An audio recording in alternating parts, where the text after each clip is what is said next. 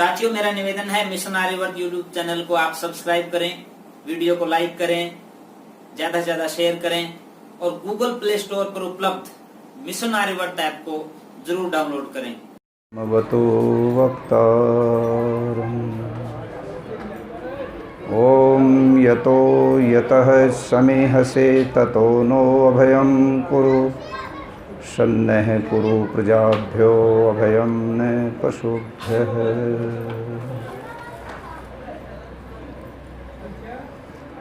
Arya Samaj Bohr के आज इस विशेष कार्यक्रम में हमारे मध्य में उपस्थित हमारी इस नांदल खाप के यशस्वी प्रधान आदरणीय चौधरी ओम प्रकाश जी, गांव के और आसपास से आए हुए समस्त मेरे सम्मान के योग्य बुजुर्गों, आज आर्य समाज की जो एक बहुत ही तेजस्वी नवयुवकों की जो टीम बनी है, सर्वसम्मत जिनका निर्वाचन आर्य समाज के सभी सदस्यों ने, आप सभी ने किया है, उन सब के लिए और यहाँ पर विशेष रूप से आज पधारे हुए हमारे आदरणीय doctor स्वतंत्रानंद Shastri ji, doctor Krishna Gopal ji, doctor Yashdev जी और अन्य जो विद्वत वर्ग यहाँ उपस्थित है, उन सभी के लिए हृदय से सम्मान व्यक्त करते हुए मेरे बाईं ओर बैठी हुई हमारी सभी श्रद्धा और सम्मान के योग्य हमारी बहनें, माताएं और देश के होनहार जो भावी आशाओं के केंद्र हैं, हमारे सभी संस्कारित ये छोटे बच्चे और नौजवान भाइयों, अभी कुछ 4 दिन पहले आदरणीय भाई कृष्ण जी, जो एक बहुत ही मजबूत, सुलझे हुए, अनुभवी और बहुत एक उत्साह के साथ भरा हुआ जिनका दिल और दिमाग हमेशा मैं देखता हूँ, उनसे भेंट हुई खिडवाली गांव में। यद्यपि इन दिनों में कार्यक्रम सभी बंद हैं, कहीं भी सामूहिक रूप से ऐसे कार्यक्रमों में पिछले 6 महीने से जाने का संयोग नहीं बन रहा। ये आसपास के क्षेत्र में होने के कारण से खिडवाली के लोग भी बहुत आग्रह करके उधर बुला ले गए मुझे, और कृष्ण जी भी वहाँ उनके आग्रह से पे गए हुए थे, तो हमारी भेंट हो गई। और उसी दिन इन्होंने भी विशेष आग्रह करके आज के इस कार्यक्रम की सूचना दी मुझे और बताया कि उस दिन निर्वाचन भी करना है और यज्ञ के उपरांत उपस्थित जो लोग रहेंगे वहाँ, उनके समक्ष कुछ विचार भी रखने हैं, तो आप अपना समय उस दिन का निकाल लीजिएगा। मैंने इनसे आग्रह भी किया था कि क्योंकि हमारे देश में जो अनलॉक 4 जिसको कहते हैं, केंद्र सरकार जिसमें नियम निर्धारित करती है, अभी 21 सितंबर से पहले कार्यक्रमों की स्वीकृति उसने दी नहीं है। उसके बावजूद भी कार्यक्रम हो रहे हैं कहीं कहीं, और विशेष बात देखने को ये मिल रही है कि देश भर में और पूरी दुनिया में भी जितने धर्म स्थल हैं वो सब के सब बंद हैं, जितनी शिक्षण संस्थाएं हैं वो बंद हैं, जितने और सार्वजनिक संस्थान हैं वो सब बंद कर रखे हैं, ताकि समूह इकट्ठा ना हो और ये जो रोग चल रहा है इससे सब लोग बचे रहें। किंतु ये एक संयोग है कि भारत के अंदर विशेष रूप से हमारी प्राचीन वैदिक संस्कृति की प्रतिष्ठा इतनी ऊंची है कि यज्ञ जहाँ होता है वहाँ पर प्रशासन भी पीछे हट जाता है। प्रशासन भी ये मानता है कि यज्ञ से तो वातावरण और अच्छा बनेगा और प्रदूषण से मुक्त होगा, और जो ये वायरस घूम रहे हैं इस वायुमंडल में, केवल कोरोना का वायरस नहीं है, बल्कि वायरस तो बहुत किस्म के हैं। जो वायरस एक्टिव हो जाता है कभी किसी समय में, तो उससे तूफान खड़ा हो जाता है, और बाकी वायरस इनएक्टिव रहते, निष्क्रिय बने रहते हैं, वो घूमते रहते हैं वायुमंडल में। पहले भी बहुत ऐसे वायरस आए सामने जिनका प्रभाव देखने को मिला, लाखों लोग बीमार भी हुए और उनके नुकसान भी हुए। पिछले शताब्दी में अनेक ऐसे वायरस एक्टिव हुए, पशुओं में भी हुए, लाखों लाखों मुर्गे, गाय और दूसरे पशुओं को मार डाला लोगों ने कि वायरस आ गया इनमें। तो ये एक समय के साथ जो चीज़ थी उसको रोकने के लिए जहाँ और सारी चीज़ें बंद हो गई, ये हम सब के लिए बड़े एक सुखद और सौभाग्य की बात है कि आज भी भारत के अंदर कम से कम लोगों के मन और मस्तिष्क पर ये प्रभाव है कि यज्ञ एक वैज्ञानिक प्रक्रिया है और यज्ञ के माध्यम से इन वायरस और इन सारी प्रदूषण की जो समस्याएं हैं इनको ठीक करने में बहुत बड़ा सहयोग और मदद मिलती है। इसलिए यज्ञ फिर भी हो रहे हैं। और आज क्योंकि यज्ञ ही रखा है आपने, इस नाते से मैंने भी फिर आपका आग्रह, आप सब लोगों का जो स्नेहपूर्ण निमंत्रण था उसको बहुत ही आदर के साथ स्वीकार करके मैंने मन बनाया कि आप सब के बीच में आकर कुछ देर चर्चा करें। यद्यपि कार्यक्रम थोड़ा देर से हो गया है, मैंने ब्रह्मचारी दीक्षेंद्र जी जो मेरे सहयोगी हैं उनसे पूछा था कि इतनी देर से क्यों चल रहे हैं, कि कृष्ण जी ने संकेत किया था कि थोड़ा और कार्यक्रम है तो 9:30 बजे शुरू करेंगे। तो लगता है कि 15-20 मिनट और फालतू समय लगेगा, नहीं तो हमें 10 बजे यहाँ पहुँचना चाहिए था। फिर भी मैं आप सब लोगों से आग्रह करूँगा, बहुत संक्षेप में थोड़ी बातें मैं आपके सामने रखना चाहता हूँ। आप बहुत ही ध्यान से अपना अमूल्य समय दे करके सुनिए। ये आर्य समाज की वेदी है और ये यज्ञ वेदी जहाँ आप यज्ञ करते हैं, यहाँ इस व्यासपीठ पर बैठ करके कुछ बात मैं आपके सामने वो रखना चाहूँगा जिन पर आपको सोचना है, यहाँ से जा कर के भी सोचना है। वर्तमान समय में जितना भी पूरी दुनिया के अंदर हम देखते हैं धर्म के नाम पर जो कुछ चल रहा है, जो वास्तव में धर्म के नाम से संप्रदाय हैं, वो जो भी हैं, और उनका बहुत बड़ा एक तरह से समर्थन भी उनके साथ है। पूरी दुनिया में ईसाई सबसे ज़्यादा है इस समय, लगभग 200 करोड़ लोग ईसाई मत को मानता है, और थोड़ा सा उससे कम करके लगभग 190 करोड़ के करीब मुस्लिम समाज पूरी दुनिया में है। फिर यहूदी हैं, बौद्ध हैं, पारसी हैं, बहाई हैं, फिर कुछ सिख भी हैं, जैन भी हैं। इस तरह से दुनिया के अंदर 8 ऐसे संप्रदाय हैं जो 3 भारत में जिनका जन्म हुआ और 5 का जन्म भारत से बाहर की किसी धरती के ऊपर हुआ, और उनका जन्म हुआ मुश्किल से 4000 वर्ष पहले। 4000 वर्ष से पहले इस दुनिया के अंदर पूरी धरती के ऊपर कोई भी मत और संप्रदाय नहीं था।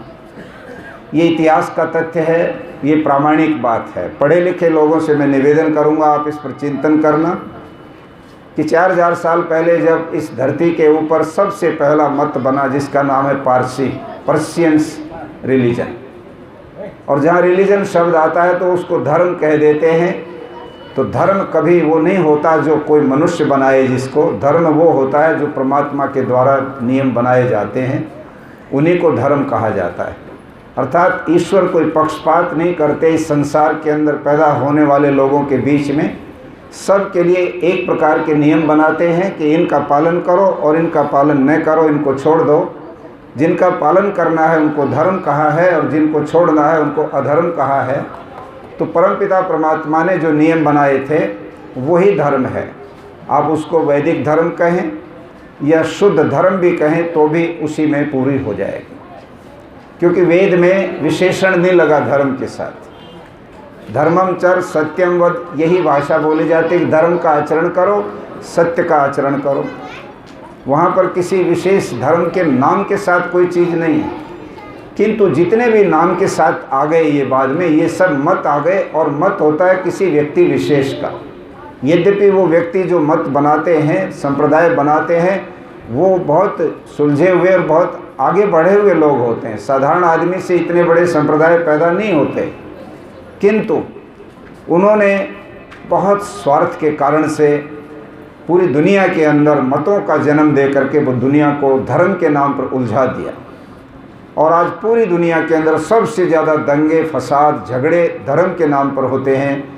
एक देश दूसरे देश से लड़ता है, उसमें जितने उनके सैनिक मरते हैं या जितना नुकसान होता है उससे कहीं ज़्यादा जब धर्म के नाम पर विवाद होता है, एक मत दूसरे मत से लड़ता है और एक मत में भी अलग अलग घटक होते हैं, उनमें भी अलग अलग जो है ग्रुप बन जाते हैं। मुसलमानों में शिया और सुन्नी के झगड़े इतने ज़्यादा ज़बरदस्त हैं कि दुनिया में तो खून खच्चर होता है इनका भयंकर।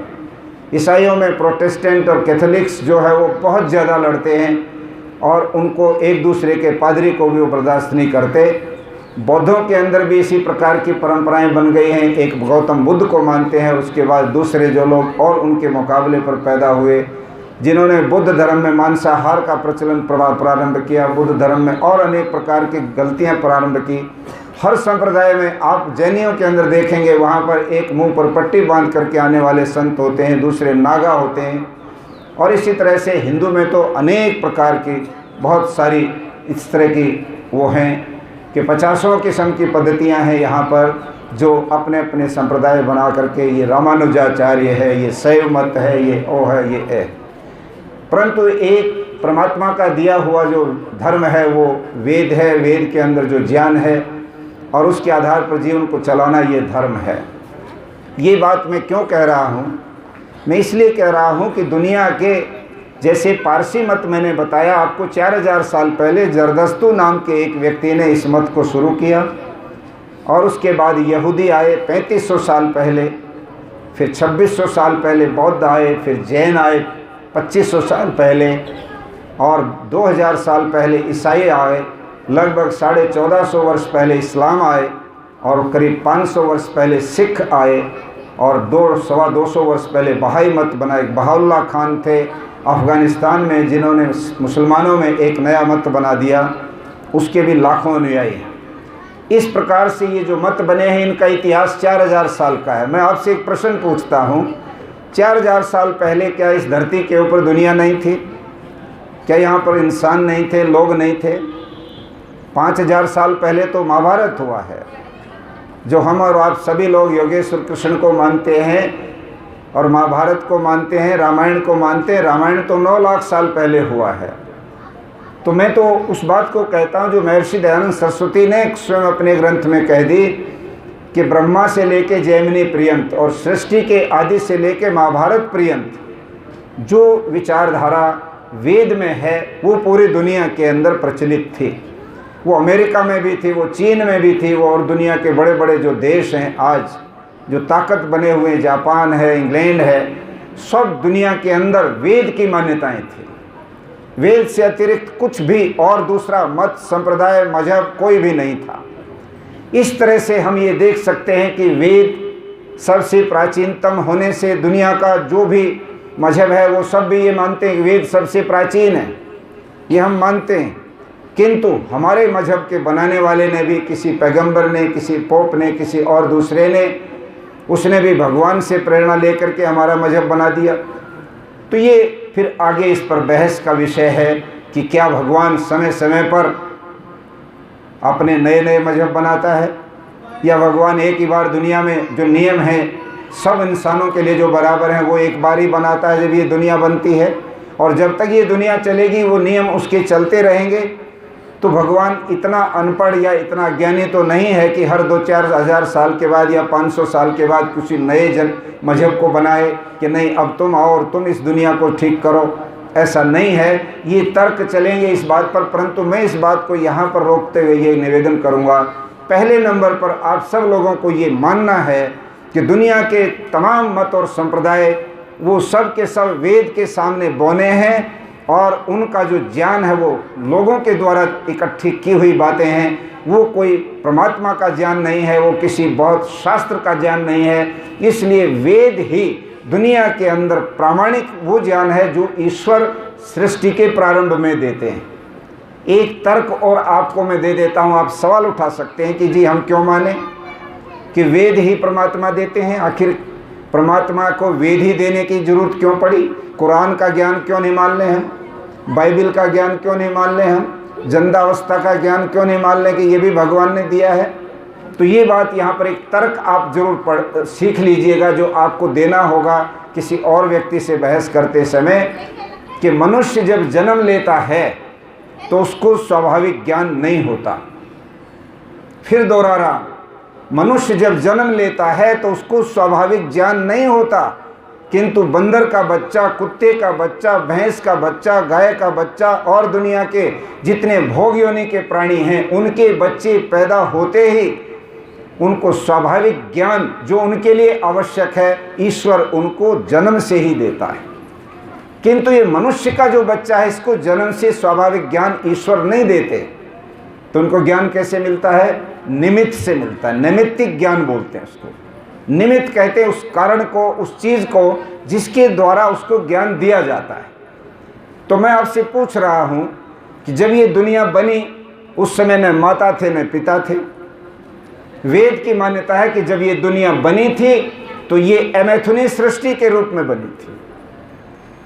मैथुनी सृष्टि होती है जब माता भी है, पिता भी है और उनके दोनों के संयोग से सृष्टि आगे बढ़ती रहती है। इसको मैथुनी सृष्टि कहते हैं। और जब ये नहीं होते, अर्थात सृष्टि के प्रारंभ में जब दुनिया अभी भगवान ने बनानी है, तब उस परमात्मा के द्वारा इस प्रकृति में ही, खुद इसमें ही एक बहुत बड़ा एक लावा फूटता है, चेंज आते हैं, तब इसके अंदर पैदा होता, अग्नि पैदा होती विशेष किस्म की। वो पूरा सृष्टि उत्पत्ति के विषय में महर्षि दयानंद ने ऋग्वेद आदि भाष्य भूमिका में विस्तार से लिखा है। आप पढ़ेंगे, उसमें पता लगेगा सृष्टि बनी कैसे थी। तो उस समय जो इंसान पैदा हुए उनको ज्ञान कैसे मिला? अगर उनको ज्ञान नहीं मिलता तो वो पशुओं से भी ज़्यादा पीछे रह जाते। आप कहेंगे जी ये कैसे, आखिर मनुष्य है, मनुष्य को तो ज्ञान होता, उस पर तो बुद्धि है, पशु पे तो बुद्धि भी नहीं है। किंतु आपको मैं बता दूं कि इस मनुष्य के पास बुद्धि है। यदि निमित्त नहीं मिलता बुद्धि को तो ये बुद्धि ठप रहती है। इसके संस्कार जो चित्त में हैं वो ठप रहते हैं, वो कोई एक्टिव नहीं होते। और इसकी अवस्था ऐसी हो जाती है जैसे एक गूंगे आदमी की अवस्था हो जाती है। महात्मा नारायण स्वामी जी ने परीक्षण किया एक बच्चे का, कि एक महिला के पेट में बच्चा था जिसको हॉस्पिटल में बच्चे को जन्म दिला गया, वहाँ पर डिलीवरी हुई। और ये कहा कि इस बच्चे का हम परीक्षण करेंगे कि ये अपने आप सीख लेता है या इसको सिखाने की ज़रूरत पड़ती है। तो कैसे करेंगे कि एक शीशे का केबिन बनाया, उसमें बच्चे को रख दिया और उसमें जो उसके लिए ऑक्सीजन चाहिए थी, जो उसको खुराक चाहिए थी लिक्विड रूप में बच्चे को, जो उसके ऊपर अटेंड करने वाली जो दाई थी, ANM थी, वो उसको देती रही, खुराक भी देती, ऑक्सीजन भी ठीक देती। बच्चा उसमें विकसित होता रहा, बड़ा हो गया। 2 वर्ष के बाद जब बच्चा स्वाभाविक रूप से समाज में बोलने लगता है, डॉक्टर ने कहा बच्चे को बाहर निकालो, देखते हैं कि इसमें क्या डेवलपमेंट हुआ है। तो वो बच्चा ना बोल पा रहा था, ना सुन पा रहा था, उसके कान भी बंद और उसकी वाणी भी बंद, गूंगा भी था और बहरा भी था। डॉक्टर ने खोज की कि आखिर क्यों नहीं ये सब हुआ, क्योंकि कान का जो निमित्त था, जो शब्द, वो उसको नहीं मिला। वाणी का जो निमित्त था, जो बोलने का अभ्यास, जो बोलते हुए देखता दूसरे को वो बोलता, वो उसको नहीं मिला। दोनों ऑर्गन बंद हो गए और वो गूंगा और बहरा पैदा हो गया। कोई ज्ञान उसको नहीं, कुछ भी। इससे भी कठोर परीक्षण दुनिया के समाज शास्त्रियों ने किया। और वो परीक्षण ये किया कि 50 सैकड़ों बच्चों को, जो छोटे बच्चे थे, उनको इस प्रकार की सेंचुरीज में, जहाँ पर बहुत खतरनाक वाइल्ड एनिमल नहीं थे, उनमें छोड़ा गया। जहाँ पर भेड़ बकरियाँ थी, हिरण थे, जो मारते नहीं बच्चे को, वहाँ पर छोड़ा। अगर जंगली जानवरों में छोड़ देते तो वो उनको मार के खा जाते, किंतु वहाँ पर बच्चों को छोड़ दिया। एक बाड़ा बनाया, उसमें 50-40 भेड़ें बकरियाँ, उनमें एक बच्चा, और दूसरी बाड़े में दूसरा बच्चा। ऐसे बच्चों को छोड़ा और वो बच्चे वहाँ देख रहे हैं, वहाँ आदमी नहीं दिखता उनको। जो उसके ऊपर सुरक्षा के लिए व्यक्ति रखे, उनको कहा गया कि तुम कोई भी एक्शन नहीं करोगे, बच्चों की तरफ कोई इशारा नहीं करोगे, कोई बोलने का, चलने फिरने का, इनको कुछ नहीं दिखना चाहिए। तुम अंधेरे में जाकर जब कभी भी मौका लगे तो कुछ खाने की चीज़ें भीतर फेंक दिया करो। जब बच्चा दिखाई दे कि यहाँ बच्चा नज़दीक है, उठा लेगा, खा लेगा कुछ, और उसके बाद पीछे हट जाओ। उस बच्चे का जो विकास हुआ, और कुछ दिनों के बाद, 1 साल 1.5 साल के बाद, उन बच्चों को जब बाड़े से बाहर निकाला तो उस समय 6 फुट के पैरों के ऊपर 2 पैरों पर खड़े हुए आदमी जब उन बच्चों ने देखे तो वो चीख मार करके, घबरा करके वापस बाड़े में चले गए कि हम कहाँ आ गए, ये क्या देख रहा हूँ मैं। बच्चों को, वो बच्चे उस मनुष्यों को पहचान भी नहीं पाए कि हम भी इसी जाति के एक प्रकार से इंसान हैं या इनके सदस्य हैं। ये है निमित्त की बात। अगर निमित्त नहीं मिलता तो बच्चे को कुछ भी ज्ञान नहीं होता। और इसलिए परमात्मा इस बात को जानते हैं कि आज माता पिता नहीं है, ये सृष्टि का प्रारंभ है। आज विद्यालय नहीं है, कोई पुस्तक नहीं है, कहीं कोई समाज नहीं है जहाँ इन बच्चों को सीखने को मिला। कौन सिखाएगा इनको? उस समय परमपिता परमात्मा ने 4 वेदों के हृदय के अंदर ज्ञान दिया, वेद का। और वो वेद का ज्ञान उनके हृदय में जो प्रकाशित हुआ, अग्नि, वायु, आदित्य, अंगिरा, ये चारों ऋषि थे। इनको ज्ञान हुआ ऋग्वेद का, यजुर्वेद का, सामवेद का और अथर्ववेद का। किंतु इन्होंने और ऋषियों को, ब्रह्मा को, मारिक और जितने ऋषि थे उन सबको ये वेद ज्ञान सुनाया। और सुनाने से इसका नाम श्रुति भी हो गया। और वो सुनाने से वो जो लोग थे उनको इकट्ठा करके इन ऋषियों ने बताना शुरू किया, देखो तुमको ऐसे रहना चाहिए, ऐसे भोजन बनाया जाता है, वेद में ये मंत्र आता है, ऐसी चीज़ों को इकट्ठा करो, उनको पीसो कूटो और उनको बना करके खाओ, अग्नि जलाओ, अग्नि से तुम्हारा पानी गर्म होता है, तुम्हारी ये चीज़ें बनती, वो चीज़ें सिखाई गई। और वो निमित्त जो ज्ञान था वो उन लोगों को मिला जो परमात्मा ने ऋषियों के द्वारा उनके लिए दिया था। दुनिया का कोई मजहब ये बता सके, चैलेंज की बात मैं कहना चाहता हूं कि उनके द्वारा जो ग्रंथ आज दुनिया में प्रचलित किए गए हैं उनमें कौन सा परमात्मा ने क्यों ज्ञान दिया उनको कि ये तुम आज इस इतनी लंबी 1,97,8,53,120 वर्ष पहले बनी ये सृष्टि और तब से लेके आज तक चली आई। आज क्या जरूरत पड़ गई परमात्मा को कि वो किसी को, मोहम्मद साहब को बुला करके रात के अंधेरे में कहे कि आज मैं तुम्हें इल्हाम देता हूं और तुम उठो और अपने भीतर में उस ज्ञान को प्राप्त करके इसको बांट देना। या वो किसी ईसा मसीह को ये ज्ञान देने के लिए उपस्थित हो गए या किसी अवतार को ज्ञान देने के लिए ईश्वर उतराए। ये सारी की सारी काल्पनिक बातें चलाकर लोगों ने नए नए मत और संप्रदायों को जन्म देकर पूरी मानवता को बांट डाला और उसकी हानि आज पूरी दुनिया के अंदर हम और आप देख रहे हैं। इसलिए ये तर्क मैंने आपको देना जरूरी था। पढ़े लिखे भाई अच्छी तरह से गंभीरता से सोचिएगा। आप विज्ञान पढ़ते हैं किंतु विज्ञान के विद्यार्थियों को भी मैं कहना चाहता हूं, आपको इन बातों के ऊपर गहराई से सोचकर निर्णय लेना है कि ये आर्य समाज के लोग जो बातें कहते हैं आखिर इनमें कितनी सच्चाई है, कितना तथ्य है, कितना तर्क है इनकी अपनी बात को सिद्ध करने के लिए। इसलिए मैं कहता हूं जब ये दुनिया बनती है तो लोगों को ज्ञान चाहिए, नहीं तो वो अज्ञान में रह जाएंगे क्योंकि उनको स्वाभाविक ज्ञान नहीं है। इसलिए वो ज्ञान परमात्मा देते हैं और वो ज्ञान लगातार चलता आता है। महर्षि दयानंद सरस्वती ने जब दुनिया के अंदर काम शुरू किया वो ऐसे अद्भुत एक व्यक्तित्व हुए दुनिया के अंदर कि इस पूरे इतिहास के पन्नों पर 150 वर्ष पहले ऋषि दयानंद पहले ऐसे ऋषि आए भारत की भूमि पर जिन्होंने उठ करके वेद को अपना एक प्रकार से हथियार बनाया। उससे पहले वेद को लोगों ने कह दिया था वेद को तो भस्मासुर ले गए, पाताल लोक में उठा ले गए, वेद तो है ही नहीं। क्या थे, कौन सी थी पाताल लोक? ये यूरोप के देश पाताल लोक थे क्योंकि हम यहाँ बैठे हैं, हमारे नीचे अमेरिका है, हमारे नीचे अमेरिका है। आप कहेंगे नीचे तो पानी है, नहीं। अगर आप ग्लोब को देखोगे, ग्लोब पूरी धरती को जब घुमाओगे आप ग्लोब, तो न्यूजीलैंड से लेकर के कनाडा तक, टोरंटो उसकी राजधानी, पूरी धरती घूमती रहती है और उसके ऊपर हम यहाँ हैं तो अमेरिका नीचे है। और इस तरह से और भी देश, तो पाताल लोक उनको माना गया जो नीचे थे हमसे। तो कहते भस्मासुर ले गया और शंखासुर ले गया, उसको उठा करके पता नहीं किस किस के नाम लेके दे देते हैं। ये अंग्रेज लोग हमारे वेदों को यहाँ से गायब करके ले गए। उससे पहले जो और भी लोग आक्रामक इस देश में आए थे उन्होंने हमारी लाइब्रेरियों को फूका, हमारे सारे साहित्य को बिगाड़ा और ये कोशिश की कि भारत जिस चीज़ के ऊपर टिका हुआ है, खड़ा हुआ है, उसको मिटा दो। यहाँ के बच्चों को वेद की और अच्छी चीज़ों की शिक्षा ही ना मिले, ऐसा कुछ यहाँ का वातावरण बना दो, अपने आप ये देश गुलाम हो जाएगा। नहीं तो ये कभी भी भारत गुलाम नहीं बनाया जा सकता है। उन लोगों ने षड्यंत्र करके हमारे ग्रंथों को यहाँ से आउट किया, निकाला। और जब नहीं मिले तो सब लोगों ने कह दिया वेद तो है ही नहीं। दयानंद तो वैसे ही वेद की बात कहते हैं।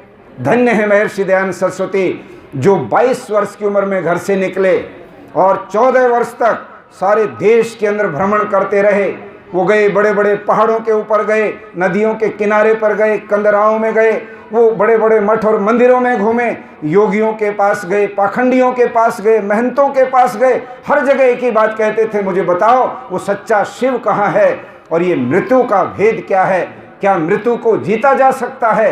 दयानंद की जिंदगी में 2 घटनाएं सबसे बड़ी हुई हैं जिनके कारण से उन्होंने घर को छोड़ा। एक तो 14 वर्ष की उम्र में उनके पिता उनको ले गए शिव जी के मंदिर में पूजा कराने के लिए महाशिवरात्रि के दिन, और जब उन्होंने देखा कि एक छोटे से पत्थर की पिंडी के ऊपर जो सामान चढ़ा रखा था उसके ऊपर चूहे उछल कूद कर रहे हैं, उसके ऊपर टट्टी और पेशाब कर रहे हैं, उसको गंदा कर रहे हैं, और वो पिंडी जिस शिव की जो इतना रौद्र रूप उसका बताया गया था कथावाचक ने कि अगर शिव के ऊपर कोई आदमी हाथ भी उठाए तो उसके अंदर इतना भारी क्रोध होता है कि वो तहस नहस कर देता है पूरी सृष्टि को।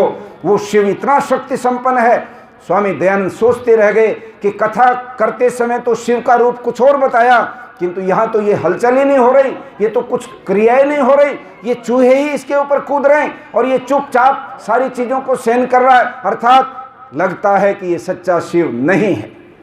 और ये बात कह करके घर आ गए और पिता से पूछा, आपने तो मुझे बताया था कि शिव जी तो बहुत शक्तिशाली है, किंतु जब मैंने उसको देखा तो मुझे कुछ भी नहीं लगा, आप कैसे मुझे कहते थे। तब कहा पिता ने कि तुम तो भोले हो, ये तो सच्चा शिव नहीं था, ये तो उसकी मूर्ति है। सच्चा शिव तो वहाँ रहता है, कैलाश पर्वत के ऊपर रहता है, और वहाँ सामान्य आदमी वहाँ जा कर के देख नहीं सकता।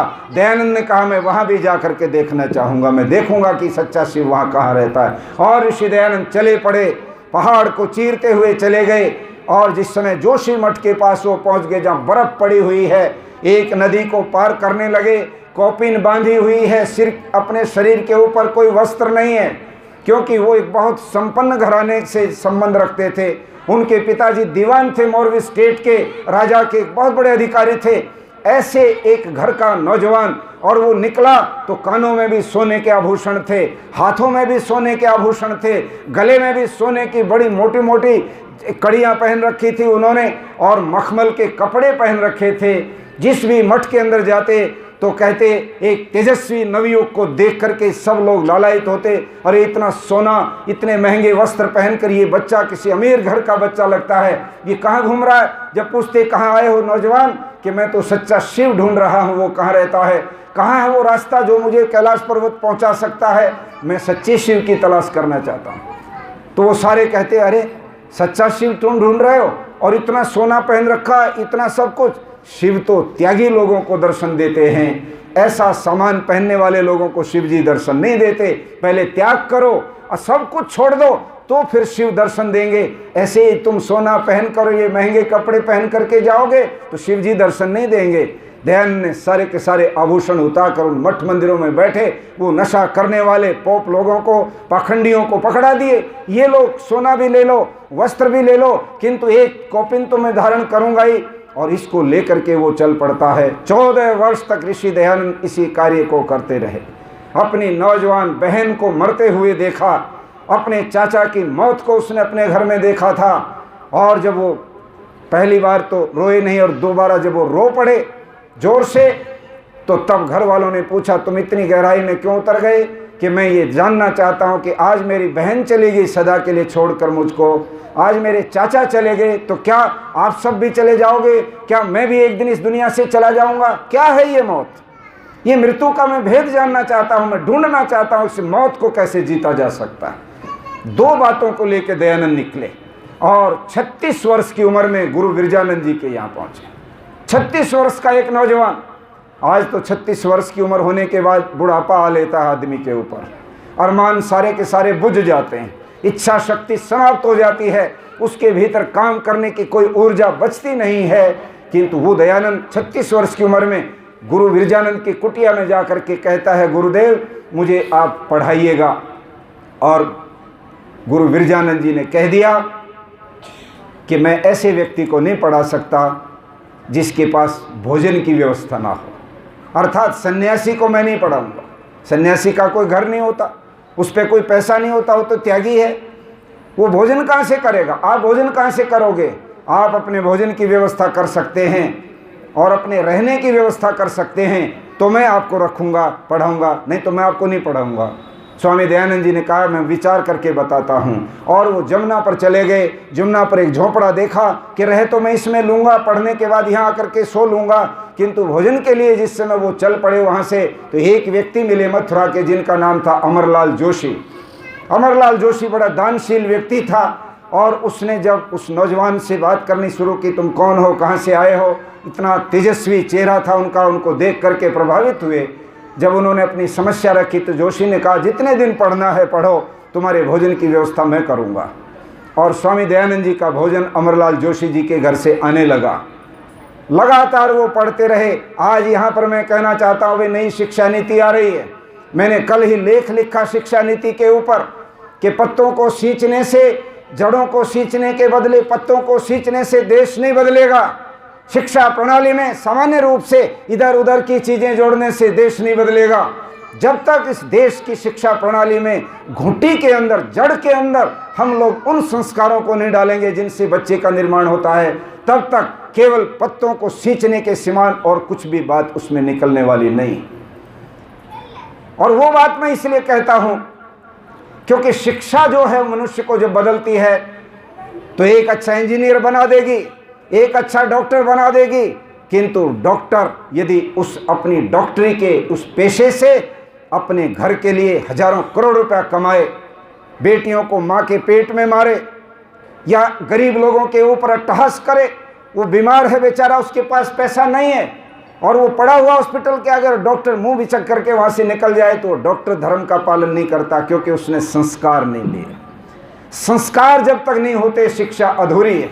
और इस नाते से हमारे देश के अंदर ये व्यवस्था थी। स्वामी दयानंद सरस्वती जब वहाँ पढ़ करके निकलने का वक्त आया, उस समय स्वामी विरजानंद जी के पास गए और उनसे जा कर के प्रस्ताव रखा, महाराज मेरी शिक्षा पूरी हो गई। और उनके गुरु और शिष्य के संबंध, आज जो बात मैं कहना चाह रहा हूँ वो ये है, सारे बच्चे बैठे हैं, अभिभावक बैठे हैं, आज गुरु और शिष्य के संबंध तार तार हो गए। गुरु भी डरता है कि बच्चे को कुछ थोड़ा सा भी सख्त भाषा में अगर कुछ बोल दिया तो उल्टा पड़ जाएगा मैटर, और शिष्य भी अपने गुरु के साथ सीधा तर्क वितर्क करने की हिम्मत उसके अंदर पैदा कर दी गई है, जिससे गुरु और शिष्य की जो सात्विकता थी संबंधों में वो समाप्त हो गई। ना गुरु इतना गहराई से इस बात के लिए कभी चिंतित होता कि इस बच्चे को मैंने गर्भ में धारण करने का निश्चय किया है कि इसका निर्माण ऐसे करके दूंगा जैसे माता अपने गर्भ में बच्चे को पालन करती है, ऐसे मेरा शिष्य दुनिया के अंदर नाम ऊंचा करके दिखाए, मैं ऐसा इसको बना दूंगा। कब बनाएगा? जब उसको ये विश्वास होगा कि मेरा शिष्य वफादार है, अनुशासित है और ये जो मैं कहूँगा उसको मानने वाला है। ये नहीं है कि अगर मैंने इसकी गलती पर थोड़ा सा भी अगर इसको एहसास करा दिया, गुस्से में दो शब्द बोल भी दिए तो ये जाकर के पुलिस के थाने में जाके मेरी शिकायत कर देगा। जब गुरु को ये भय होगा तो मुझे आप बताइए वो गुरु क्यों रिस्क लेगा, क्यों जोखिम करेगा? वो तो बोर्ड के ऊपर लिख करके पढ़ा देगा और उसको पढ़ करके आप बन जाएंगे मशीन पैसा कमाने की, और उस पैसे के द्वारा सारा का सारा भ्रष्टाचार और घोटाले दुनिया भर के यहाँ पर होंगे। वहाँ पर संस्कार नहीं होगा। इसलिए मैं कहता हूँ जो दयानंद सरस्वती की पारी थी सफाई की पाठशाला में, किंतु जो कूड़ा था वो दरवाजे के सामने छूट गया और उसको उठाना भूल गए। जब स्वामी विरजानंद जी आए, क्योंकि वो प्रज्ञाचक्षु थे, बचपन से ही 5 साल से उनकी आंखें चली गई थी, माता पिता मर गए थे, वह उनके बड़े भाई और भाभी उनको पालते थे किंतु पक्षपात करते थे। भाई और भाभी उनके साथ अच्छा व्यवहार नहीं करते थे। रात के अंधेरे में 5 साल का ब्रजलाल नाम का वो बच्चा जिसको विरजानंद कहते हैं, वो घर छोड़ के निकल गया, अंधा है और जा रहा है और ऋषिकेश पहुंच गया 6 महीने में। कभी पैदल चला, कभी रेल में बैठा। आप सोच सकते एक अंधा बच्चा निकल गया कि मेरे साथ यहाँ पक्षपात होता, मैं यहाँ रह के क्या करूँगा। और ऋषिकेश जाके फिर उसने व्याकरण आदि पढ़कर और फिर बनारस भी पढ़े और तब जा कर के वो इतने बड़े व्याकरण के सूर्य बने जिन्होंने दयानंद को तैयार किया। जब वो कूड़े पर ठोकर लगी तो उन्होंने कहा आज पारी किसकी थी, किसने ये कूड़ा छोड़ दिया रास्ते में? सारे बच्चे दयानंद की प्रतिभा से ईर्ष्या करते थे। सब ने कहा स्वामी जी आज तो दयानंद सरस्वती की जिम्मेदारी थी, उन्होंने आज ये कूड़ा इकट्ठा करके यहीं छोड़ दिया। वो जानते थे कि गुरुजी को क्रोध आएगा और दयानंद को दंड मिलेगा। जब ये बात कही तो कहाँ है दयानंद, बुलाओ। तो महर्षि दयानंद तुरंत आए और स्वामी विरजानंद जी के सामने पैर छू करके बैठ गए। स्वामी जी ने आओ देखा ने ताओ देखा और लाठियाँ उनके ऊपर मारनी शुरू कर दी। 2-4 मिनट तक जब लाठियाँ पड़ती रही स्वामी दयानंद के शरीर पर, तो आखिर स्वामी जी ने बड़े धीरे से गुरु जी के पैर छू कर कहा, महाराज आप कितनी लाठियाँ मार लो, मेरा शरीर तो वज्र के समान हो चुका है, इतना सख्त है कि इसके ऊपर लाठी पड़ती है, किंतु आपके ये नाजुक हाथ इस उम्र के हिसाब से ये मेरे ऊपर कोई प्रभाव नहीं पड़ रहा, आपके हाथों में ज़रूर दर्द हो रहा होगा। मैं आपसे निवेदन करता हूँ, आओ लाओ मैं आपके हाथ दबा दूँ, क्योंकि मेरी वजह से, मेरी गलती से आपको ये सब करना पड़ा। और जब ये बात कही तो विरजानंद ने गले लगा लिया दयानंद को और कहा कि दयानंद आज तुमने अपनी शिक्षा पूरी कर दी, तुम जैसा शिष्य दुनिया में कोई हो नहीं सकता। विरजानंद और दयानंद का ये जो शिष्य और गुरु का संबंध है आज कहाँ है? आज कहीं दिखाई नहीं देता है, इसलिए सारा का सारा गड़बड़ हो रहा। और वही दयानंद जब निकले गुरु जी को दक्षिणा दे करके, तो गुरु ने कहा था मुझे लौंग नहीं चाहिए दयानंद, मुझे कोई और पदार्थ नहीं चाहिए। आज तो हम अपने अध्यापक को फ्रिज देते हैं, अपने अध्यापक को वॉशिंग मशीन देते हैं और कोई बड़ी बड़ी चीज़ें भेंट करते हैं। दयानंद भी लाए थे लौंग देने के लिए, किंतु उनके गुरु कहते दयानंद एक शेर लौंग दे करके तुम इसी में अपनी दक्षिणा कर दोगे? तुम तो बड़े स्वार्थी निकले, इतनी ऊंची विद्या तुमको सिखा दी, व्याकरण का ज्ञान तुमको दे दिया, वेद की कुंजी तुमको पकड़ा दी मैंने, उसके बाद भी एक शेर लौंग। ये बात जब कही तो दयानंद घबरा गए कि गुरुजी नाराज हो गए कि थोड़ी लौंग लाए। उन्होंने कहा महाराज मैं तो भिक्षा से लाया हूँ मांग कर, और ले आता हूँ थोड़ी बहुत अगर कम है तो। जब कहा, विरजानंद कहने लगे दयानंद तुम समझे नहीं, मैं तुमसे ये नहीं मांगता, मैं तुमसे दक्षिणा के रूप में तुम्हारा जीवन मांगता, तुम अपना जीवन दे दो।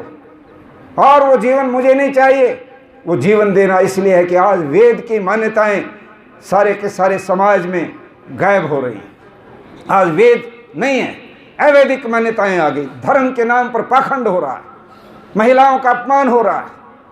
अगर महिला विधवा हो जाती है, उसका पति किसी बीमारी से मर जाता है, तो उस महिला के साथ जो अत्याचार होता है वो मुझसे बर्दाश्त नहीं होता। छोटी छोटी उम्र की लड़कियां, 5 साल 7 साल की लड़कियों की शादी कर देते हैं लोग, और अगर इस छोटी उम्र में 10-12 साल की उम्र में उसका पति मर गया तो सारी उम्र भर उसको विधवा का जीवन जीना पड़ेगा, वैधव्य का जीवन काटना पड़ेगा। और यदि वो भी नहीं तो फिर ऐसे ऐसे पाखंडी लोग हैं, उन्होंने कह दिया इसको जिंदा रहने की जरूरत क्या है, इसको सती कर दो और पति के साथ ही इसको जिंदा जला डाल। सती प्रथा, देवदासी प्रथा, मंदिरों के अंदर छोटी उम्र के अंदर छोटी छोटी लड़कियों को लोग मंदिर के देवता को चढ़ा देते थे कि आजीवन ये लड़की अब मंदिर की देवता के साथ रहेगी, अब ये अपनी इच्छाओं की पूर्ति नहीं कर सकती है, यही रहेगी। और वो देवदासी बना दी जाती। जब वो 18-18 साल की हो जाती थी, उनके भी जीवन के अरमान उनके जीवन के अंदर आते, वो शादी कराना चाहती, गृहस्थ में जाना चाहती और कुछ कार्य करना चाहती, तो वहाँ कर कहा जाता कि तुम किस बात के लिए जाना चाहती हो, तुम्हारे माता पिता ने तो तुम्हारी शादी बचपन में मंदिर के देवता के साथ कर दी थी, तुमने को यहीं रहना है। ये देवदासी प्रथा, मैं नहीं कहता। भारत की एक बहुत विदुषी राज्यपाल रही थी आंध्र प्रदेश में, कुमुदबेन जोशी, अविवाहित थी, वो बहुत विदुषी थी और राज्यपाल रही 10 वर्ष। उसने सारे दक्षिण भारत के मंदिरों में जो देवदासी कितनी हैं ये एक बार सर्वे कराया, और टेलीविजन पर भी आया और अखबारों में भी आया, मेरे पास अखबार की कटिंग होगी मेरे ऑफिस में। उसने घोषणा की सारे देश के अंदर, आज भी इस विज्ञान के युग में छोटी उम्र की लड़कियां जो देवदासी बनाकर चढ़ाई जाती हैं मंदिरों के अंदर, दक्षिण भारत के मंदिरों में 2 लाख लड़कियां आज से लगभग 20 वर्ष पहले उसने घोषणा की थी कुमुदबेन जोशी ने, एक राज्यपाल होने के नाते से। मैं पिछले दिनों वृंदावन के अंदर विधवाओं के ऊपर एक सेमिनार था, उसमें मुझे बुला लिया आर्य समाज की तरफ से। वहाँ पर बहुत सारे पौराणिक लोग भी थे, वहाँ पर और सारे आजकल जो ये संगठन चलाते हैं, NGO चलाते हैं, इस तरह के लोग भी थे, मैं भी था। और वहाँ पर सब लोग ये कह रहे थे विधवाओं का विवाह नहीं होना चाहिए, ये गलत है, शास्त्रों में इसका विरोध किया है। बड़े बड़े पौराणिक वहाँ के विद्वान मंदिरों से आए हुए वो विरोध करते थे। जब मेरा मौका लगा तो मैंने जम करके धज्जियाँ उड़ाते हुए इस बात को रखा और ऋषि दयानंद को कोट करके कहा कि अगर महर्षि दयानंद इस बात को नहीं उठाते तो आज जो हमारी इन विधवा बहनों की तस्वीर जो आप देख सकते हैं राजस्थान और मध्य प्रदेश के उन सघन गहरे इलाकों में जहाँ पर आज भी ये परंपरा जीवित है, कि अगर घर में कोई विधवा है तो सुबह जब दिन निकलता है और घर के लोग घर से बाहर जाते हैं काम करने के लिए, कोई खेत में जाता है, कोई दफ्तर में जाता है, कोई स्कूल में जाता है, उस समय उसको आदेश होता है कि वो दीवार की तरफ मुंह करके बैठे, ताकि उसका मुंह ना देख लें और सारा दिन ना खराब हो जाए, अपशकुन ना हो जाए। उसको जमीन पर सोना पड़ता है, उसको ऐसे टूटे फूटे बर्तन दे रखे, उस पर भोजन उसको करना पड़ता है। वो कोई भी किसी प्रकार का श्रृंगार नहीं कर सकती, वो वैसे कपड़े विशेष नहीं पहन सकती, एक खास किस्म के कपड़े उसको पहनाए जाते हैं। और बंगाल और उड़ीसा की तो जब उस वृंदावन के अंदर मैंने भाषण दिया, वहाँ पर मुझे मोहिनी गिरी, जो वीवी गिरी देश के राष्ट्रपति थे, उनकी बेटी, वो कर रही थी उस सेमिनार को। उसने उस समय मेरी बात की तायद करते हुए कहा, स्वामी जी आपने जो बात कही है मैं आपकी बात का समर्थन करते हुए कहना चाहती हूँ, आज वृंदावन में 20,000 विधवा बंगाल और उड़ीसा से आई हुई हैं, सबके सिर मुंडवा रखे हैं, बाल नहीं उनके सिर के ऊपर, और वो कटोरा लेके मंदिरों के सामने बैठी रहती हैं। लोग बड़े बड़े सेठ आते हैं, उनको कोई कंबल दे गया, कोई कुछ और चीज़ दे गया, कुछ थोड़ा बहुत खाने की चीज़ दे गई और वो खा लिया, और वो मंदिरों के कॉरिडोर में रात काटने के लिए मजबूर होती हैं। ये है यहाँ पर विधवाओं की तस्वीर।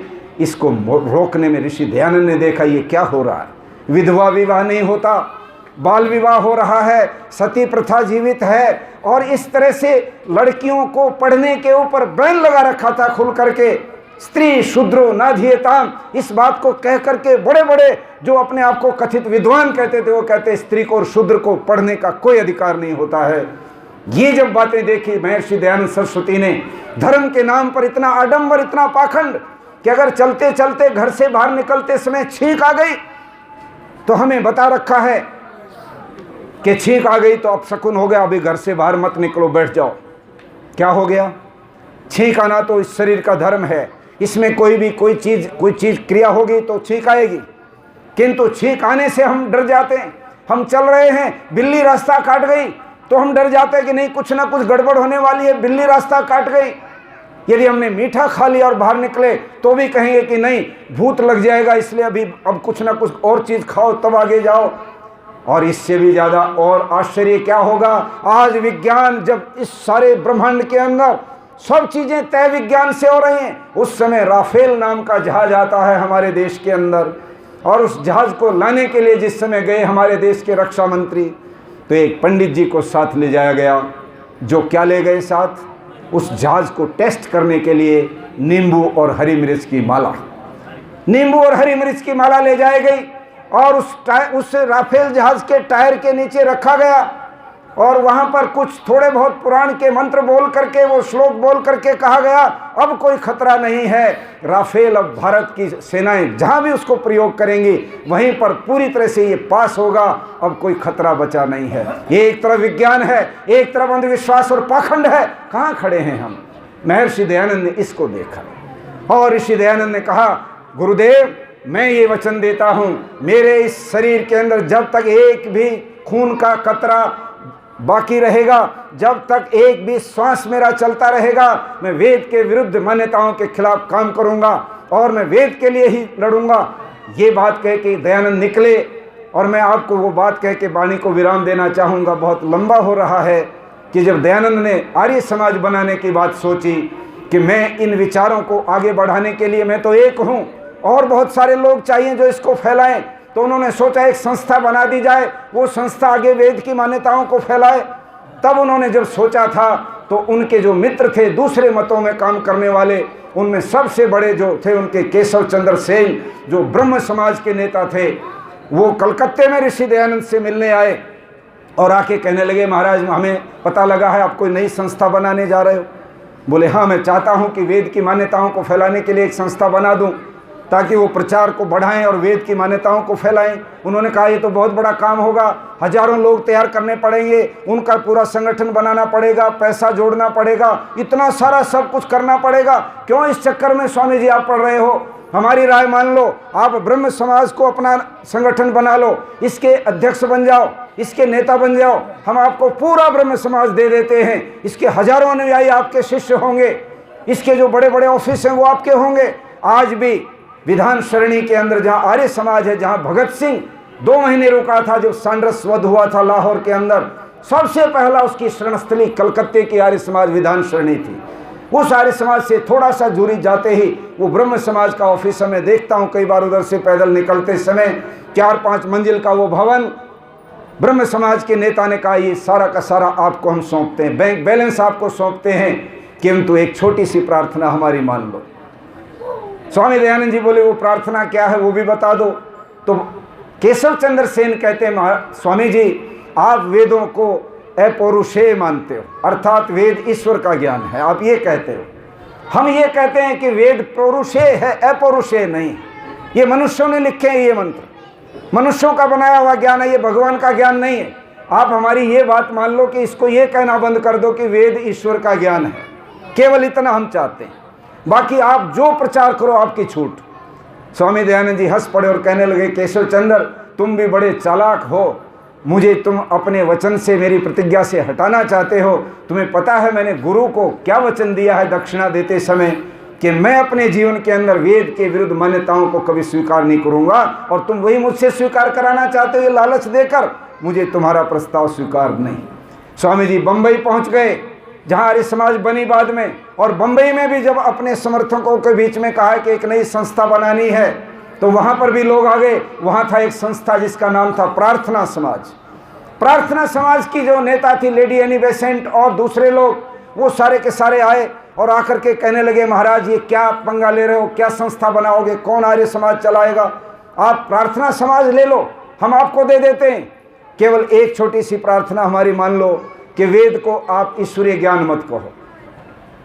स्वामी जी ने उसको भी ठुकरा दिया, और उसके बाद तो रिकॉर्ड तोड़ प्रस्ताव उनके सामने आ गया। जब वो राजस्थान आ गए तो महाराजा जसवंत सिंह जो उदयपुर के राजा थे, मेवाड़ के राजा, पूरे मेवाड़ की जो इतनी भी रियासतें थी वो उसके अधीन थी। उनकी अपनी जो कुल गद्दी थी वो थी एक लिंग मंदिर की गद्दी, और उस गद्दी का जो महंत होता था वो मेवाड़ के राजा और राज परिवार का गुरु होता था, पदेन गुरु बन जाता था। उनका आदेश चलता था राजा के ऊपर। राजा ने कहा स्वामी जी सारे राज परिवार ने निश्चय किया है मेवाड़ के राज्य ने कि आप एक लिंग की गद्दी के महंत बन जाओ, हम आपको वो गद्दी सौंप रहे हैं, वहां पर आप बैठिए, लाखों लोगों रुपए का चढ़ावा आता उसको लीजिएगा, साहित्य छापिए, बांटिए, सब कुछ कीजिए, किंतु हमारा छोटा सा ये प्रस्ताव मान लो कि आप मूर्ति पूजा का खंडन बंद कर दो। आप ये मत कहो कि भगवान की मूर्ति नहीं बन सकती, आप ये कह दो भगवान साकार भी है और निराकार भी है, इतना हमारी बात मान लो। जब ये बात कही तो स्वामी जी गंभीर हो गए, और राजा ने कहा स्वामी जी आपने उत्तर नहीं दिया। उन्होंने कहा कि आपने जो बात रखी है मैं उस पर सोच रहा हूँ कि राजा का प्रस्ताव किस तरह से इसको मैं नकारूँ, क्योंकि मैं इसको स्वीकार नहीं कर सकता। राजा ने कहा स्वामी जी ये इतना बड़ा प्रस्ताव है, एक राजा का प्रस्ताव है, एक राज परिवार का प्रस्ताव है, जो और दुनिया में कोई आपको नहीं मिलेगा जो इतना बड़ा प्रस्ताव रखे, इतना धन दौलत, इतना बड़ा पद, हमारे गुरु आप बनने जा रहे हैं और आप गंभीर हो रहे हैं। सोच लीजिएगा इतना बड़ा प्रस्ताव आपको कोई और आने वाला नहीं है। जब ये बात कही तो महर्षि दयानंद भी गंभीर होकर के कहने लगे मैं जानता हूँ राजा कि इतना बड़ा प्रस्ताव शायद और कोई नहीं रखेगा, किंतु आप भी अच्छी तरह से सोच लीजिएगा। मैं महर्षि दयानंद स्वामी विरजानंद का शिष्य, मैंने अपने जीवन के अंदर वेद की मान्यताओं को फैलाने का निश्चय किया है, अवैदिक मान्यताओं को मिटाने का निश्चय किया है, और अटक से कटक तक और कन्याकुमारी से कश्मीर तक घूम लेना। दयानंद के सिवाय इतने बड़े प्रस्ताव को ठोकर मारने वाला भी दूसरा तो नहीं मिलेगा, मैं स्वीकार नहीं कर सकता। बात यही नहीं टिकी। स्वामी दयानंद जी पहुंचे बनारस के अंदर, 3 बार शास्त्रार्थ हुए बनारस में उनके, और पहले शास्त्रार्थ में वहां का राजा ईश्वरी प्रसाद वो अध्यक्ष है। स्वामी दयानंद के साथ जवाहर सिंह नाम के एक व्यक्ति थे जो उनके पुस्तक वगैरह सामान रखते थे, उनके सहयोगी थे।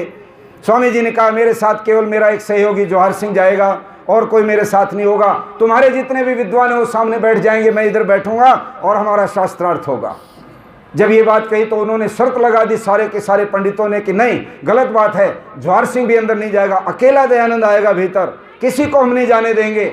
और जब शास्त्रार्थ हुआ, शाम हो गई, शाम तक खूब जम करके शास्त्रार्थ होता रहा। राजा भी आश्चर्य में पड़ गया, कितना उद्भट विद्वान है ये, इस प्रकार के 28 पंडित बड़े माने हुए बाल शास्त्री विशुद्धानंद जैसे दिग्गज लोग, जिनकी पूरे इलाके और पूरे देश में धाक है आज पांडित्य में, वो सारे के सारे फेल हो गए। एक भी प्रश्न का उत्तर, दयानंद के प्रश्नों का उत्तर ये नहीं दे पा रहे हैं। कैसा ये, किस बुद्धि का बना ये पुतला है। वो सोचते रहे, शाम हो गई। अचानक उन्होंने बड़ा दुर्भावनावश कहा, दिखाओ वेद के अंदर कौन सा मंत्र है जहाँ लिखा है कि परमात्मा की कोई प्रतिमा नहीं बन सकती। स्वामी दयानंद जी अभी वेद के पन्ने उलट रहे हैं, उसी समय उन्होंने शोर मचा दिया, मारो मारो मारो। दयानंद हार गया और सब लोगों ने पथराव शुरू कर दिया। अब आकर के बातें खुलती हैं सीआईडी से। मालूम पड़ा कि उस समय उन लोगों की योजना थी कि इस दयानंद को अब ये इसका आखिरी दिन तय कर दो, इसको एक कमरे में धकेल ले चलो सब के सब और इसको दम घोट करके मार डालो, नहीं तो ये हमारे लिए आगे भी बहुत बड़ी समस्या बनेगा। लोग धकेलने लगे। उस समय उन पौराणिकों में से एक व्यक्ति सामने आया जिसको षड्यंत्र की भनक थी और वो स्वामी दयानंद जी को बहुत तेजी के साथ उनमें से अलग हटकर और एक कमरे में धकेल करके अंदर ले गए और भीतर की चिटकने लगा करके उनके जीवन को बचा लिया। किंतु दयानंद थोड़े से भी उस प्रकार से भयभीत नहीं हुए, दोबारा फिर गए और दोबारा के शास्त्रार्थ में तो राजा उनका शिष्य बन गया। राजा ने सार्वजनिक रूप से कह दिया, आज से मैं महर्षि दयानंद का शिष्य बनना चाहता हूँ। और शिष्य बनने के बाद हड़कंप मच गया पूरे बनारस और काशी में। सब लोग, हजारों लोग दयानंद के व्याख्यान सुनने आने लगे कि जब राजा ही दयानंद का अनुयायी बन गया, हम क्या हैं। वो सब लोग आने लगे तो जो विद्वान थे पौराणिक वो घबरा गए कि अब हमारी मुश्किल हो जाएगी, हमें तो इस बनारस में रहने की भी जगह नहीं मिलेगी, हालत ये बन गई है। वो सारे इकट्ठे हुए, प्रस्ताव पारित किया और महर्षि दयानंद से समय मांगा। महाराज, हम जितने पंडित शास्त्रार्थ करने वाले थे आपसे मिलना चाहते हैं, आप हमको थोड़ा समय दे दो।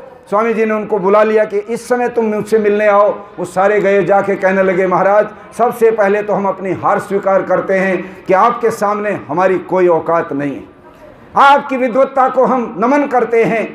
दूसरी बात, हम ये चाहते हैं आप हमको इजाज़त दो कि हम आपका एक मंदिर बनाकर इसी बनारस की धरती पर उसमें आपकी मूर्ति लगाकर लोगों को कहेंगे कि इस दयानंद की पूजा किया करो, ये वर्तमान का एक बहुत बड़ा अवतार है, हम आपको अवतार घोषित करना चाहते हैं, ये हम आपसे इजाज़त लेने आए हैं। दयानंद हंसने लगे और कहने लगे, तुम बड़े भोले लोग हो, तुम अभी भी मुझे नहीं समझ पाए। जो वेद के ऊपर इतना आग्रह है मेरा कि वेद के विरुद्ध अगर कहीं भी कुछ भी होगा, पूरी दुनिया मेरे खिलाफ हो जाए, तो भी मैं पीछे हटने वाला नहीं। और तुम मुझे फिर वेद के विपरीत अवतारवाद की बात मुझसे सिद्ध करवाना चाहते हो, मेरी मूर्ति रख करके मुझे ही गर्त में डुबोना चाहते हो, मैं इस प्रस्ताव को स्वीकार नहीं कर सकता। ये थे दयानंद जो वेद के लिए लड़े, ये थे दयानंद जिन्होंने इस आर्य समाज को बनाया।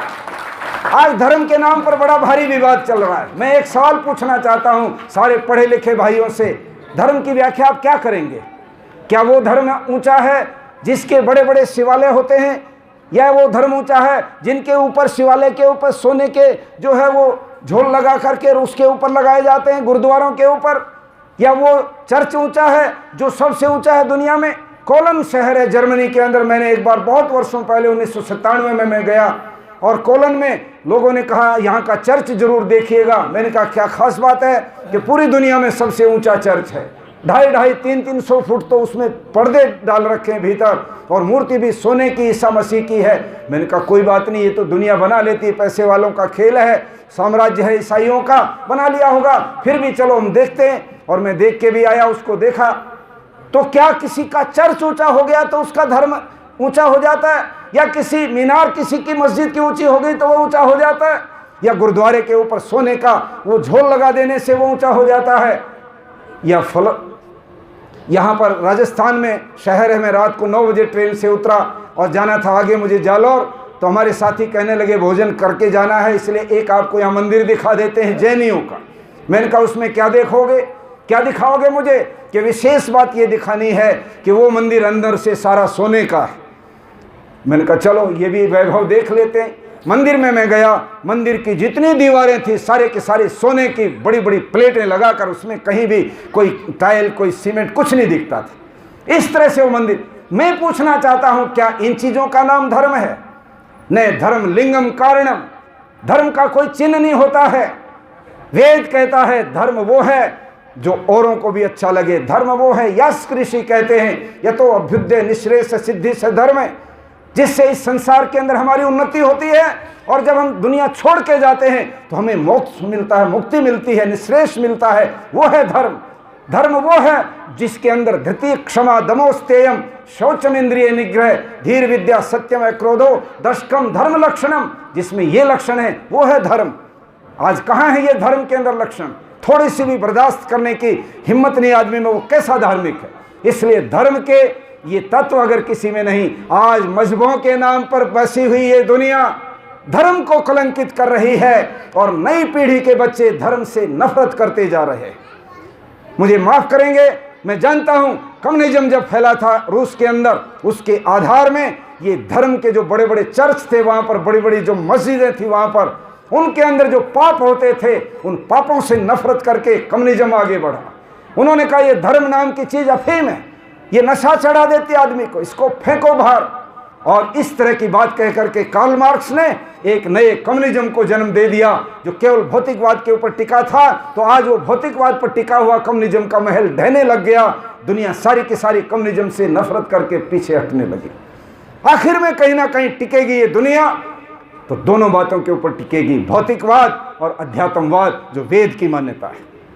महर्षि दयानंद ने आर्य समाज की स्थापना की और उन्होंने इसका जो मुख्य उद्देश्य बताया छठे नियम में बताया। पहले 5 में नहीं है उद्देश्य, अगले में भी नहीं है उद्देश्य, मुख्य उद्देश्य छठे नियम में है। और उसमें स्वामी दयानंद जी क्या कहते हैं? संसार का उपकार करना इस समाज का मुख्य उद्देश्य, पूरे दुनिया का। ये जो यज्ञशाला में बैठे आर्य लोग हैं जो पगड़ी पहने हैं, ये केवल इनकी उन्नति का यहाँ प्रोग्राम नहीं बन रहा है, केवल हमारे बोहर गांव के लोगों की, केवल गांव की उन्नति का नहीं, गांव की उन्नति तो है ही उसमें, किंतु पूरे समाज की उन्नति हमको करनी है। उन भाइयों को भी हमको आगे बढ़ाना है जो किसी कारण से बेचारे दिग्भ्रमित हो गए, किसी नशे विषय की आदत में जाके फंस गए, किसी गलत फहमी में फंस गए, उनको भी बचाकर हमको आगे ले जाना है। आर्य समाज सबकी उन्नति में अपनी उन्नति समझता है। इसलिए स्वामी दयानंद जी ने सबसे पहली क्या बात कही? शारीरिक उन्नति। शरीर की उन्नति की बात क्यों कही? कम्युनिज्म ने क्या कही? शरीर की उन्नति। समान पैदा हुए महर्षि दयानंद और कार्ल मार्क्स। महर्षि दयानंद ने केवल 3.5 महीने में सत्यार्थ प्रकाश लिखा। जून में लिखना शुरू किया, सितंबर में पूरा कर दिया। 500 पृष्ठ की ऐसी कालजयी एक किताब जो दुनिया में कोई देखने को नहीं मिलेगी, जिसमें 1577 ग्रंथों के उदाहरण हैं, जिसमें इतने श्लोक और इतने मंत्र हैं जो जबानी बोलते चले गए दयानंद, और लिखवा दिया 3.5 महीने में इतनी बड़ी किताब लिख डालने वाला दयानंद। और दूसरी तरफ कम्युनिज्म को पैदा करने वाला कार्ल मार्क्स, 34 वर्ष के अंदर उसकी 10 कैपिटल किताब पूरी हुई। दयानंद और उसकी तुलना करके देखिएगा। महर्षि दयानंद कहते हैं शारीरिक उन्नति करना जरूरी है। क्यों? क्योंकि शरीर के ऊपर टिका हुआ है कि आत्मा कोई चीज है कि नहीं। आत्मा की उन्नति कब होगी? आत्मा कहाँ है? आत्मा तो शरीर में है।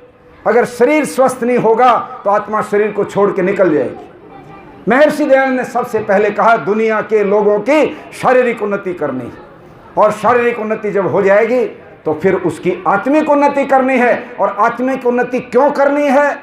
क्योंकि जिसकी आत्मा में सब लोगों के भीतर विद्यमान ईश्वर, सबके अंदर विद्यमान अपने जैसी आत्मा है, सबके प्रति वो वैसा ही व्यवहार करता है जैसा औरों से अपने लिए व्यवहार पसंद करता है, उसी की आत्मा उन्नत होती है। और ऐसी ऊंची आत्मा, उन्नत आत्मा वाले लोग ही सामाजिक उन्नति किया करते हैं। वे ही लोग पूरे समाज की सोचते हैं।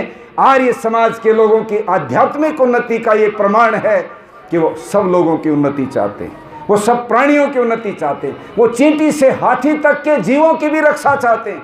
वो नहीं चाहते कि मुर्गे मारो या और दूसरी चीजों को मार मार कर काट के खा जाओ।